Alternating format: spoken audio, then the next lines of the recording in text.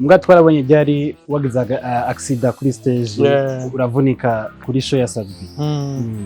Ego novuga yuko accident yabaye c'est normal. Hari haciye abaririmbyi bose hageze kuwanyuma Sadbi habariho ugirira ikibazo. Sinibaza yuko n'abantu bo iyindi ntumbero. Mipro tutarigeye twumva yuko yashwanye n'abaririmbyi ariko barashwanye na Sadbi byagenze gute? Hari ikibazo cyabaye cya Sadbi na Mipro. Sadbi nyene Mipro cyatongera tumubona kuri stage ya Sat. Twibaza ko hagiye mwumvikana answer yabo. Bro ariko nsubire kugaruka ni bon ibintu bimeze neza cyane. Jewe ni peace and love. Urabizi peace and love. Biba biri fresh sana.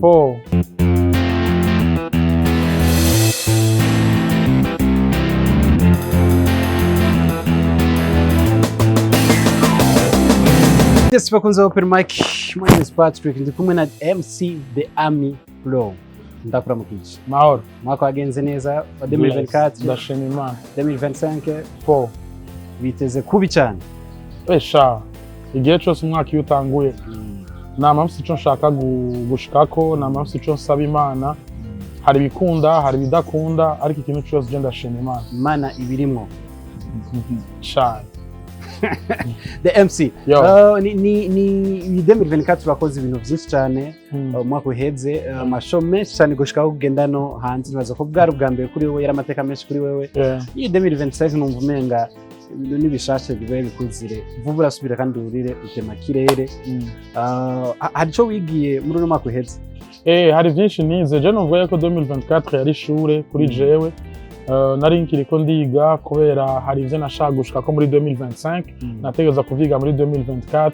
Hari ivyo nashaka gukora muri uno mwaka wa 2025 nabanje kuvyiga muri 2024 kugira ngo nkoze ikintu muri kintu ciza cyane gusumba. So novuga yuko nari mu mwaka wo kwiga, nahuye n'abaprofesseur batandukanye banyigisha ivyigwa bitandukanye. So naravyize hageze ko ntangura gukora rero. 2025 niyo mwaka wanje, 2025 niyo mwaka wo gukora, 2025 niyo mwaka wo kuba mushasha, 2025 niyo mwaka wo kudekuvra n'ibindi bintu abantu batari bazi. Mbwa twarabonye ryari wagize accident kuri stage uravunika kuri show ya Sadbi. Ego novuga yuko accident yabaye c'est normal. Bishobora no gutaba kuri stage bikaba handi, simbaye wa mbere, simbaye wa kabiri. N'inyuma yanje hazoza abandi ariko sije ndabasabira. Stage tubatswe neza ikaba ifise akantu katameze neza. Bijya ni ibintu bisanzwe ikuru nuko hari wacagira commentaire avuga ngo hari haciye abaririmbyi bose hageze kuwanyuma Sadbi habariho ugirira ikibazo. Accident ibaye iraba. Ushaka kuvyuka mu gatondo ugatwara imodoka umunsi wose ukazagira accident utashe. Ni ibintu bisanzwe. Sinibaza yuko n'abantu bo iyindi ntumbero. Je naura neza yuko iyo ikintu cyose kibaye no gushima Imana hamukare ku buzima bukaba. Ni Mipro tutarigeye twumva yuko yashwanye n'abaririmbyi ariko barashwanye na Sadbi byagenze gute? Sinigera nshwana. Imana izobindinde. Niyo habaye ikibazo ndagikemura cyabaye na Sadbi. Abantu nyine baravuze ati ninde ni Mipro tuzi canke ni kindi kintu. So je novuga yuko je sinigera mu mwanya ibintu ata kamaro bishobora kugirira societe. L'essentiel nuko meze neza, abo artiste uvuga nabo nyene bameze neza. Igikuru no gushima Imana. Kibazo mwaragikemura. Je naura neza yuko uko twogikemura kose nivyoza kandi kuri mezi. So abantu baba bashaka basi nituje ngo tuvuge ngo byaragize gute, nuko gusa twabonye ubwa mbere ko hari kibazo cyabaye cya Sadbi na Mipro. Sadbi nyene Mipro cyatongera tumubona kuri stage ya Sat. Twibaza ko hagiye mwumvikana answer yabo. Bro ariko je meze neza. Urabizi yuko jewe ndi umunyamahoro. Je mbana n'abantu bose neza. Sinibaza yuko n'ikibazo gikwiye kuba hagati yaje n'abandi bantu kuko niyo kibaye jewe since ndi parfait Nivyo ndi perfect ariko niyo kibazo kibaye nje ndabikemura bigahera tu. Mu mwaka uheze no mwaka ukabayemo ibiteramo byinshi muri sama ugerageje kubiraba.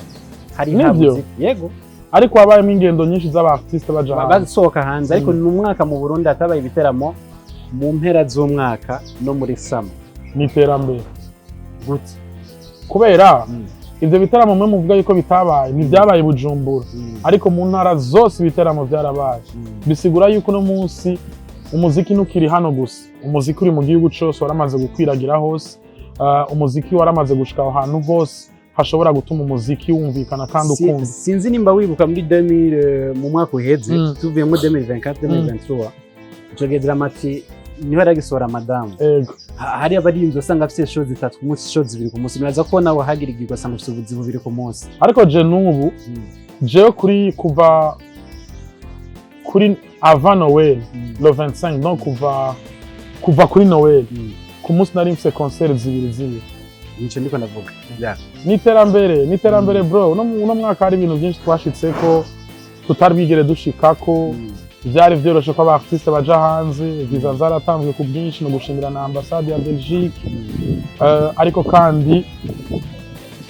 uno mwaka abartiste benshi hari ibintu byinshi byahindutse mu buzima bwabo niyo twabonye abartiste bagura iyo miduga izinvye niyo twabonye abartiste baba mu mazu meza cane abartiste agashahara kabo karaduze novuga yuko wari umwaka mwiza w'iterambere nubwo ngo hatabura utunenge hari utunenge twabaye amabifu yari menshi kudahuza kwarabaye ariko nibaza yuko ikintu cyose gihari ngo gitwigishe gishobora kutigisha mikro kikigisha Patrick kikigisha undi muntu wese akaradukurikirana kugira ngo dushobore kuraba eske ibibazo vyabaye kubera iki vyabaye mbega vyategerezwa kuba oya nimba bitategerezwa kuba dukosore gute kugira ngo dushobore gukora ikintu kinini kandi ciza kuko naura neza yuko twebwe turi kiyo ca jami aho tuca canke ivyo tuvuga abantu baravyumva kandi bakabitahura kandi bikabigisha muri uko kubigisha rero hari byinshi batwigirako ni ngombwa rero yuko tuba akarero keza kuri abo bantu nubwo byagenze neza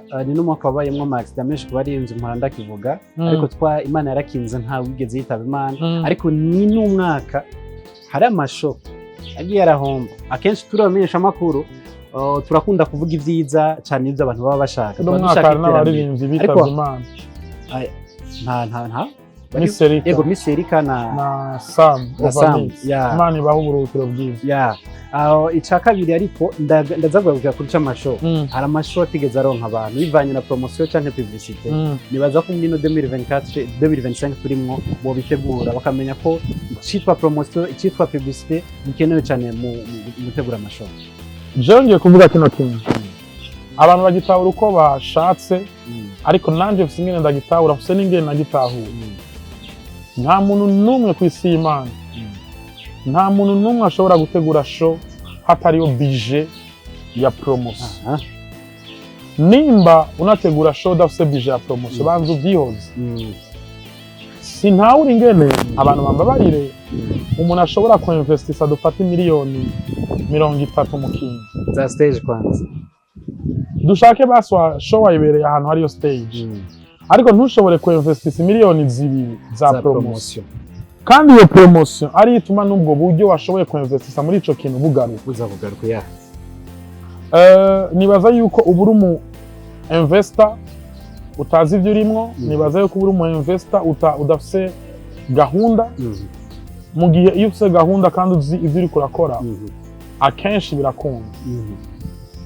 making a sure ugiye gutegura concert ndiko nkorana abandi eske aba bafise power iya eske abazomfasha iki ni nakamo ku artiste b'abarundi no musara abantu benshi bidoze bategura ama concert yuko umuririmbyi umuhaye deal kugira poste na affiche ubanza kumwinginga kandi bamuhaye amafaranga nibaza yuko utwo tunenge twose dushobora kuba twarabaye nabivuze neza ati nta muntu numwe ari perfect muri entertainment nta muntu numwe atakosheje nta muntu numwe atagize ico yiga twese twarize twese twarakosheje twese yarageze ko dukosora ni muri ntumbero yo kuvuga duti umwe wese yakosheje he Patrick yakosheje nkosore gute ntidukwiye kubona open mic nkuko twayabonye muri 2024 ntidukwiye kubona hit connection nkuko bayumvirije muri 2024 harashaka turakwiye ihinduka habeho creativity itandukanye niyo twagize